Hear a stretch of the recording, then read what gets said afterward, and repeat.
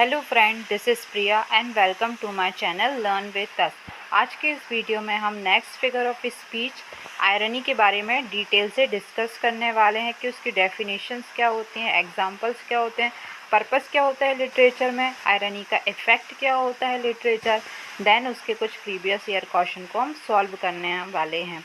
यदि आपने मेरी प्रीवियस वीडियो ना देखी हो फिगर ऑफ स्पीच की, तो आप मेरे चैनल के प्लेलिस्ट सेक्शन में जा करके उन वीडियोस को वॉच कर सकते हैं।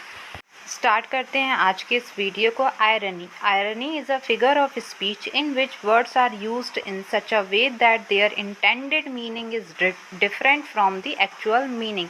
इस फिगर ऑफ स्पीच में वर्ड्स को कुछ इस तरह से सेंटेंस में यूज़ किया जाता है कि उसका जो एक्चुअल मीनिंग है वो ना होकर के जो पर्सन उसको यूज़ कर रहा है वो इंटेंडेड मीनिंग उसका समझ में आता है वहाँ पे। For example, this is my brilliant son who failed out of college. तो आप इस एग्ज़ाम्पल से समझ सकते हैं कि जो पर्सन है उसका एक्चुअल मीनिंग क्या है यहाँ पर इस सेंटेंस को बोलने का, कि this is my brilliant son who failed out of college. वो ये नहीं बता रहा है कि उसका सन ब्रिलियंट है, बल्कि वो ये कहना चाह रहा है कि उसका सन मतलब फेल होता है कॉलेज में। इस एग्जाम्पल की हेल्प से आप समझ सकते हैं कि कैसे आयरनी में किसी सेंटेंस को डायरेक्टली ना बोल करके इनडायरेक्टली यूज़ किया जाता है। आइए इसे और अच्छी तरह से समझते हैं। A figure of speech which a person is saying the opposite of what he means specially in order to be funny. एक ऐसी फिगर ऑफ स्पीच जिसमें जो इंसान जो कुछ कहना चाहता है उसके बिल्कुल अपोजिट बात करता है in order to be funny, मतलब उसको फ़नी बनाने के लिए। For example, she is a great singer who sings like a crow.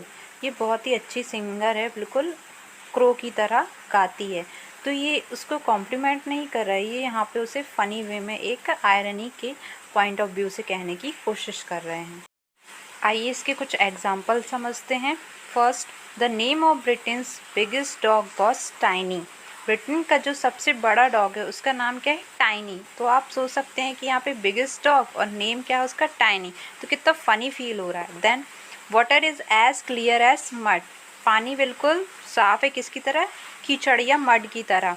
तो ये एक आयरनी का एग्जाम्पल है। अब pilot has a fear of height. Pilot को किससे डर लग रहा है यहाँ पर? हाइट से। तो ये भी एक फ़नी वे या अपोजिट मीनिंग को यहाँ पर बता रहा है कि a pilot has a fear of height. तो ये आयरनी का एग्जाम्पल है। The butter is as soft as a marble piece. Butter देखिए बिल्कुल सॉफ्ट होता है, लेकिन यहाँ पर क्या बोल रहा है कि बटर जो है बिल्कुल सॉफ्ट है, किसकी तरह? Marble piece. Marble piece hard होता है। तो ये जो इसका इंटेंडेड मीनिंग है वो एक्चुअल मीनिंग से बिल्कुल हट करके है। Then, a fire station burns down. Fire station में क्या? आग लग गई। तो ये भी अपने यहाँ पर जो एक्चुअल मीनिंग, जो इंटेंडेड मीनिंग होता है वो एक्चुअल मीनिंग से बिल्कुल हट कर के होता है। सारे एग्जांपल्स में आपने अच्छी तरह से समझा होगा कि आयरनी का यूज़ किस तरह से किया जाता है। डिस्कस करते हैं इसका पर्पस क्या होता है, लिटरेचर में आयरनी को क्यों यूज़ किया जाता है। In literature irony is use to bring complexity in the narrative structure, create suspense and contrast knowledge and ignorance, expectation and reality. The purpose of irony in creative writing is to twist words. Irony का use generally films वगैरह में या dramas वगैरह में बहुत ज़्यादा किया जाता है, क्योंकि ये क्या करता है? एक सस्पेंस को क्रिएट करता है, कंट्रास्ट नॉलेज देता है एंड इग्नोरेंस करता है एक्सपेक्टेशन एंड रियलिटी के बीच में। जैसे हम किसी मूवी का सीन देख रहे होते हैं तो ऑडियंस को जो पता होता है वो मूवी में जो कैरेक्टर होते हैं उनको नहीं पता होता है एक्चुअल में क्या होने वाला है। फॉर एग्ज़ाम्पल, किसी ड्रामा या मूवी के सीन में जो भी उसमें कैरेक्टर है वो डेड हो जाता है या मर जाता है, तो ऑडियंस को तो पता होता है कि वो बहाना कर रहा है, किसी टाइप का मरने का दिखावा कर रहा है, लेकिन जो उसमें और भी कैरेक्टर्स होते हैं उनको नहीं पता होती ये बात। तो ये क्या होता है, किस टाइप की फिगर ऑफ स्पीच होती है? आयरनी का वहाँ पर यूज़ किया जाता है। बेसिकली जो आयरनी होती है वो 3 टाइप की होती है हमारी: verbal irony, dramatic irony and situational irony. तो उसका उस तरह से हर फील्ड में अलग अलग यूज़ किया जाता है राइटिंग वर्क्स में।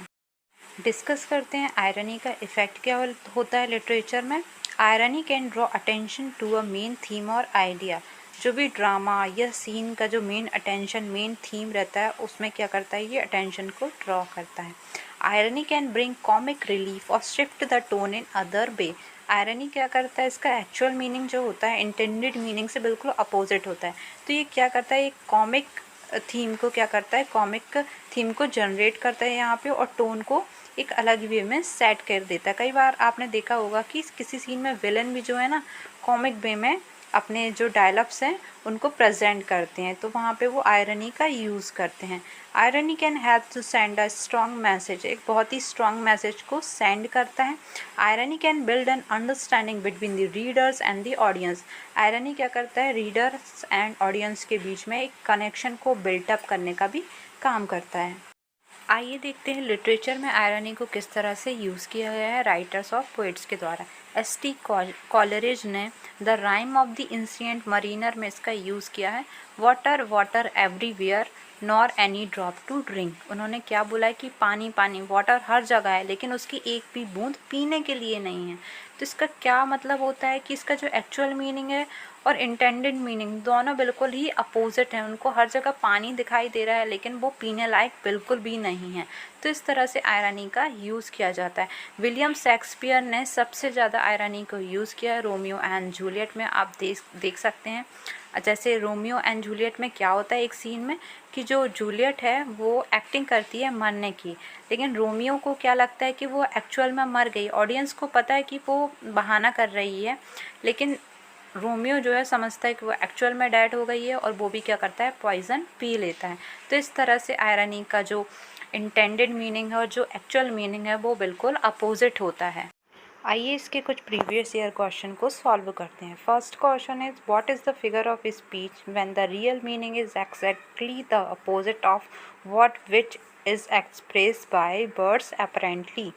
ऐसी कौन सी फिगर ऑफ स्पीच है जिसका रियल मीनिंग जो है एग्जैक्ट मीनिंग से बिल्कुल इंटेंडेड मीनिंग बिल्कुल अलग होता है या अपोजिट होता है। First satire, second irony, third oxymoron, D none of the above.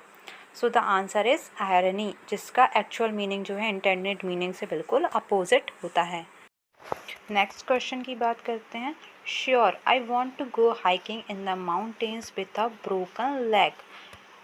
Option है सिमिली, सेकेंड है पैरोडी, सी है आयरनी एंड डी है हाइपरबोले। यहाँ पर कौन सा फिगर ऑफ स्पीच यूज़ किया गया है सेंटेंस में। Sure I want to go hiking in the mountain, मतलब मैं माउंटेन की हाइकिंग में जाना चाहता हूँ with a broken leg.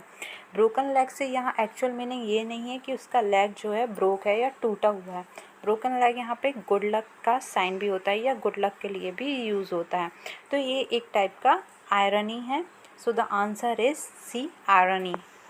Next question देखते हैं। Romeo thinks Juliet is dead and kills himself but she is not really dead. इसमें कौन सा फिगर ऑफ स्पीच यूज़ हुआ है सेंटेंस में। ए है हमारा metaphor, B oxymoron, C climax and D irony. देखिए मैंने आपके साथ डिस्कस किया था कि क्या होता है आयरनी में। कई बार सीन्स में जो भी स्टेटमेंट यूज़ किया जाता है या जो भी सीन या ड्रामा होता है उसमें ऑडियंस को जो पता होता है, कई बार कैरेक्टर को भी वो बात पता नहीं होती है। तो यहाँ पे ऐसी ही बात है कि जूलियट डेड है या कुछ भी बहाना कर रही है, लेकिन रोमियो को तो नहीं पता है। तो यहाँ पे जो एक्चुअल मीनिंग है इंटेंडेड मीनिंग से बिल्कुल अपोजिट है। तो यहाँ पर हमारा आंसर होगा आयरनी। आज का लास्ट क्वेश्चन है हमारा। Had we word world enough and time this coyness lady burn no crime. This statement is an example of. First example है irony, B paradox, C option है हमारा हाइपरबोले एंड डी मेटाफॉर। यहाँ पे आप देख सकते हैं had we word world enough and time this coyness lady burn no crime. Coyness lady मतलब शर्मीली सी एक महिला है कोई, उसने कोई क्राइम नहीं किया है। तो यहाँ पे जो एक्चुअल मीनिंग है इंटेंडेड मीनिंग से बिल्कुल अलग है। तो यहाँ पर हमारा आंसर होगा irony. So the option correct option is a, irony. तो ये था हमारा फिगर ऑफ स्पीच का लास्ट टॉपिक आयरनी, जिसके बारे में हमने डिटेल से डिस्कशन किया।